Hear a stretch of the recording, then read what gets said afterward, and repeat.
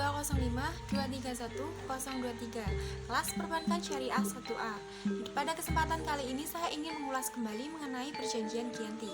Perjanjian Giyanti di sini merupakan salah satu perjanjian yang menjadi bagian dari perjalanan Kerajaan Mataram. Kerajaan Mataram ini tidak bisa dilepaskan dari adanya Perjanjian Giyanti.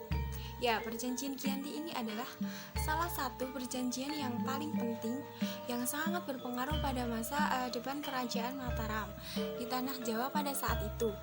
Karena perjanjian ini Mataram kuno akhirnya harus dibagi menjadi dua.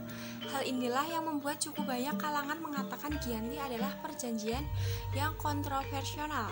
Perjanjian ini dinilai sebagai salah satu propaganda VOC untuk memecah belah Mataram kuno dan membuatnya kehilangan kekuasaan.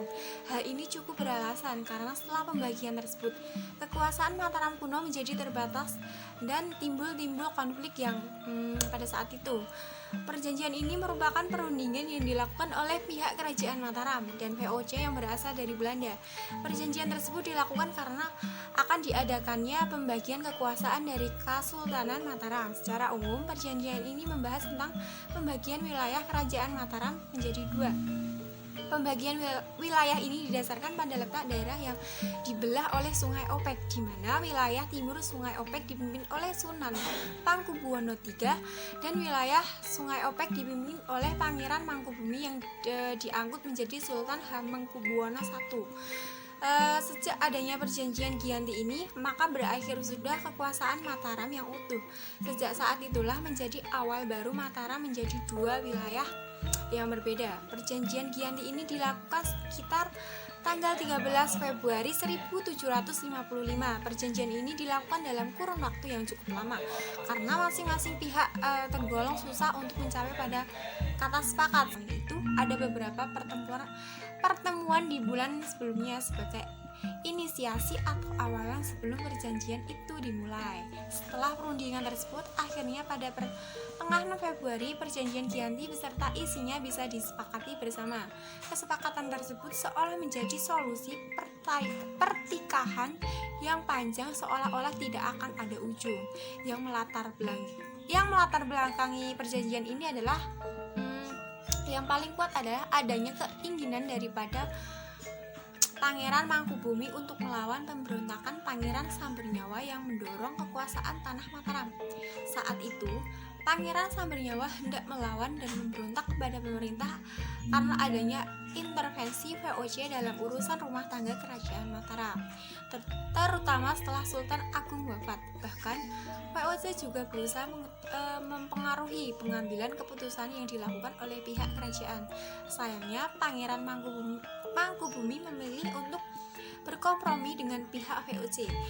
Ia bekerja sama dengan VOC dan menggalang kekuasaan yang baru untuk menghadapi Pangeran Sambernyawa. Karena pertaruhan internal inilah yang melahirkan perjanjian ini, dan perjanjian Giyanti tersebut beberapa tokoh ikut serta dalam perjanjian tersebut. Beberapa tokoh tersebut ini mewakili pihak-pihak asing yang terlibat. Hanya saja terjadi keanehan karena pihak Pangeran Sambernyawa tidak diikut sertakan dalam perjanjian yang dilakukan tersebut. Adapun tokoh yang berperan dari pihak Pangeran Mangkubumi adalah Pangeran Natakusuma dan juga Temanggung Ronggo. Ini adalah tokoh-tokoh yang mewakili Kesultanan Mataram. Sementara dari pihak lainnya adalah pihak Harting. Ia dipimpin oleh Berton, Kapten C. Donkel, dan W. Hopkins. Sementara tokoh yang bertindak sebagai juru bahasa adalah Pendeta Bastani. Sini ada cukup banyak isi perjanjian Giyanti yang menjadi sebuah perundingan yang cukup alot. Isi perjanjian tersebut dibagi menjadi beberapa pasal. Yang pertama, pasal 1. Mangkubumi diangkat menjadi Sultan Hamengkubuwono yang memiliki kekuasaan separuh dari Kerajaan Mataram. Pasal kedua, diadakan kerjasama antara rakyat yang ada pada kekuasaan Belanda dan rakyat dari Kesultanan. Yang pasal ketiga, sebelum patih dan bupati melakukan tugas masing-masing, mereka akan disumpah kepada kompeni Belanda di tangan gubernur. Pasal keempat, pengangkatan dan pemberhentian patih dalam bupati Sri Sultan harus mendapatkan persetujuan dari pihak kompeni Belanda. Pasal 5, Sri Sultan mengampuni bupati yang selama masa peperangan membela dan berada di pihak Belanda.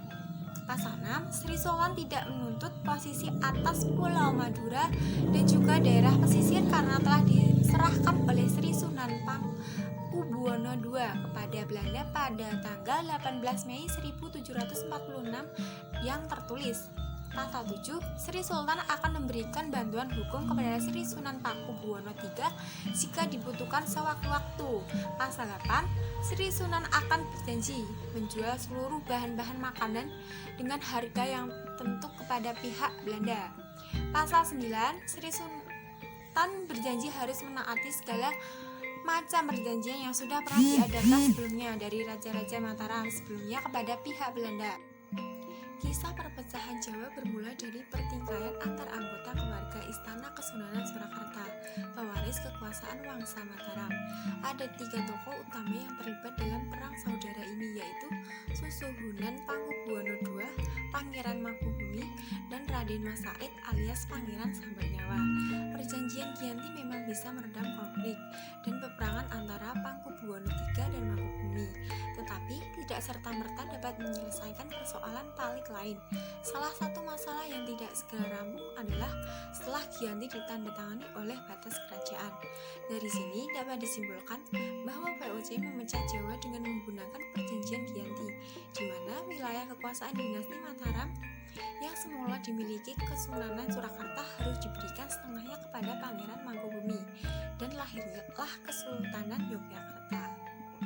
Demikian yang dapat saya sampaikan mengenai beberapa ulasan mengenai perjanjian Giyanti.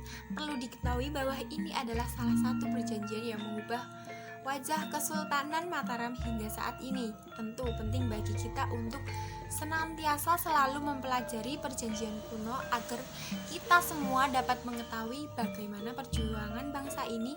Akibat perjanjian inilah kini dikenal dengan adanya Pangku Alam dalam pemerintahan di Yogyakarta. Terima kasih. Wassalamualaikum warahmatullahi wabarakatuh.